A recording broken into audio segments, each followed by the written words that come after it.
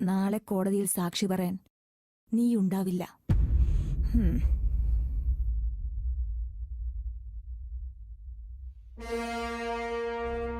ഞാൻ പറഞ്ഞില്ലേ സാർ, 1 മണിക്കൂറിൽ കൂടുതൽ ബേബി ആന്റി സ്റ്റേഷനിൽ ഇരിക്കില്ലാന്ന്. സമ്മതിക്കൂല സാറേ, ഭരണപക്ഷവും പ്രതിപക്ഷവും. നിക്കടെ. നീ ഒരുപാട് വിറ്റ് പണമുണ്ടാക്കിയ നിന്റെ മരുന്നിന് അടിമയായ നിന്റെ മകളെ അബോധാവസ്ഥയിൽ എന്റെ കയ്യിൽ കിട്ടിയിട്ടുണ്ട്. എന്റെ കാക്കിക്കുള്ളിൽ നല്ല മനസ്സുകൊണ്ട് ആരെയും അറിയിക്കാതെ ഞാൻ അവളെ ഹോസ്പിറ്റലിലാക്കിയിട്ടുണ്ട്. നിന്റെ ഭൃത്യന്മാർ എത്ര പേർ എന്തൊക്കെ ചെയ്തു എന്ന് എനിക്കറിയില്ല. അവരുടെ കണക്കൊക്കെ നീ എടുത്താ മതി.